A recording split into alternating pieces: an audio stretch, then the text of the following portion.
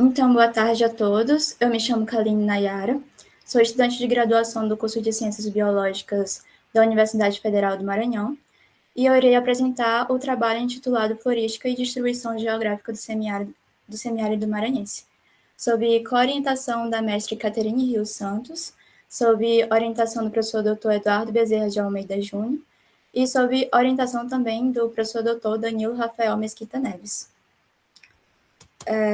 Então, para começar, temos que o semiárido brasileiro é uma região reconhecida pela legislação devido às suas secas estacionais e periódicas. Só um minuto, eu esqueci de ligar a minha câmera.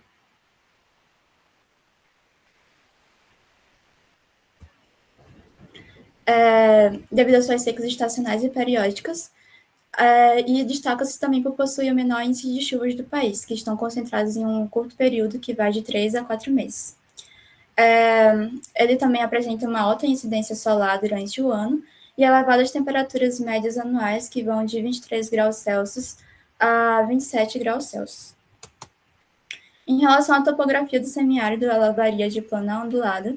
Os solos eles são diversificados, podendo ser pedregosos ou argilosos, com uma alta disponibilidade de nutrientes, e eles também podem ser arenosos com uma baixa fertilidade. Aqui a gente pode ver esses solos que são característicos do semiárido. E devido a essas particularidades do semiárido, o bioma predominante é a caatinga, em razão das suas características adaptativas às condições áridas do ambiente. A exemplo das espécies vegetais que perdem as suas folhas durante o período de escassez hídrica, como a gente pode ver nessa imagem aqui. E, em menor proporção, a gente tem o cerrado, que apresenta diferentes formações vegetais, que podem ser florestais, savânicas e campestres. Dentro desse contexto, a gente tem o estado do Maranhão, que está presente na região nordeste do país, e é uma zona de transição entre os biomas Amazônia, Cerrado e Caatinga. Ele também constitui um dos 11 estados que formam o semiárido brasileiro, desde o ano de 2017, com a inclusão inicial dos seus municípios de Araioses e Timon. E em 2021, a Superintendência do Desenvolvimento do Nordeste, que cuida da delimitação do semiárido brasileiro, incluiu mais 14 municípios maranhenses dentro dessa região do semiárido.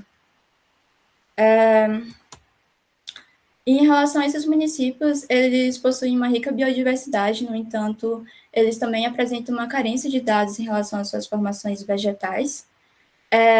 Levantamentos florísticos feitos em algum desses municípios revelam uma elevada diversidade vegetal e também o registro da ocorrência de novas espécies, que indicam a necessidade de mais estudos nessas regiões para a caracterização e a conservação da importância biológica do extrato vegetal do semiárido maranhense. Aqui a gente tem algumas fotos da vegetação da Caatinga, no município de Brejo, localizado no Maranhão.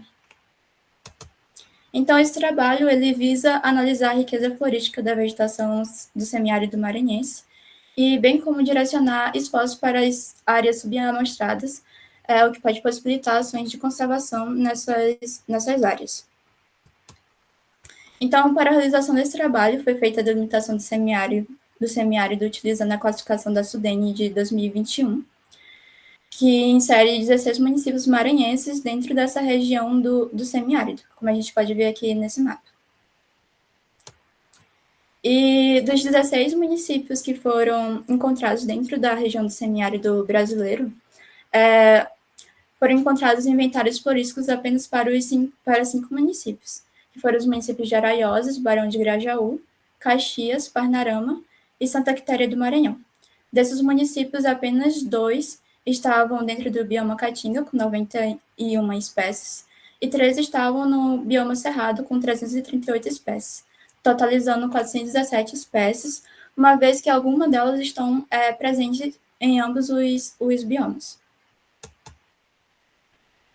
Aqui a gente tem a representação da delimitação do semiárido de 2017, onde apenas 2 municípios maranhenses estavam inclusos dentro dessa região semiárida.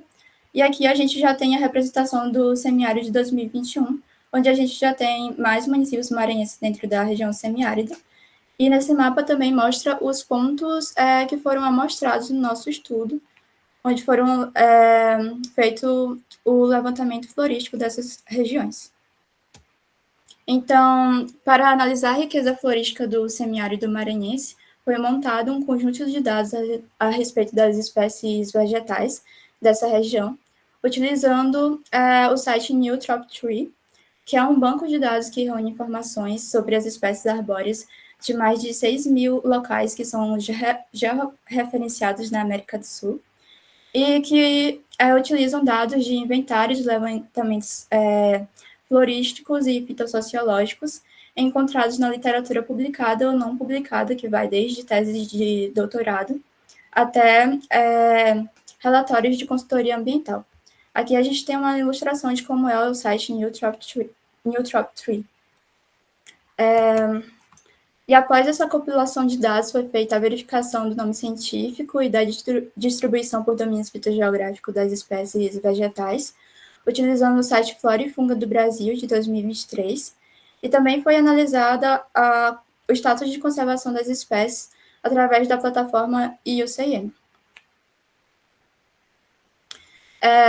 Esse estudo possibilitou que a gente observasse 417 espécies, 235 gêneros e 72 famílias, que estão distribuídas por esses 5 municípios que foram estudados.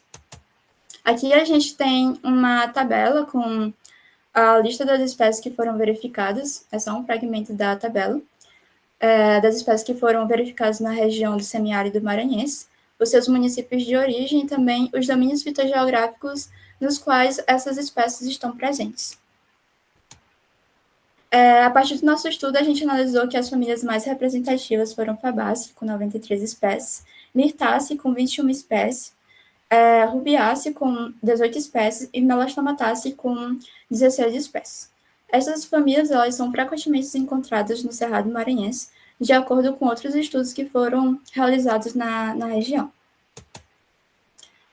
Também foram identificadas 145 espécies com registro na Amazônia, Cerrado e Caatinga simultaneamente, 74 espécies em comum nos domínios da Amazônia e Cerrado, 12 espécies em comum na Amazônia e Caatinga, e 49 espécies em comum no Cerrado e na Caatinga. Também foram verificados que 36 espécies ocorriam somente na Amazônia, 25 espécies ocorriam apenas no Cerrado e 13 espécies ocorriam só na Caatinga. Do total de espécies analisadas, apenas Anacardium occidentale e Tabebuia aurea foram comuns aos 5 municípios estudados. Em relação aos status de conservação, 48 espécies foram classificadas como pouco preocupantes. As espécies Androanthus e Petiginosus e Baudichia vigilioides foram classificadas como quase ameaçadas. A espécie Moldenhalvera acuminata foi classificada como em perigo.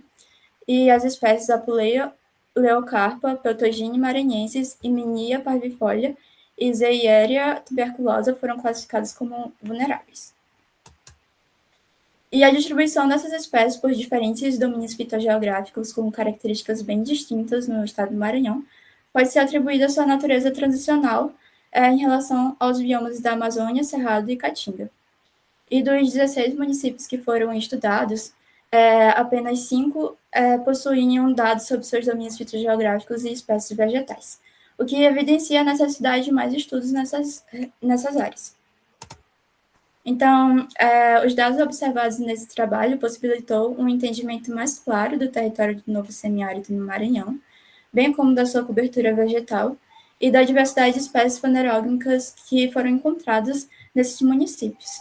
E também evidenciou a necessidade de mais estudos, principalmente em relação aos demais municípios que fazem parte do novo semiárido no Maranhão, mas que não foram encontradas informações para eles dentro dos bancos de dados consultados.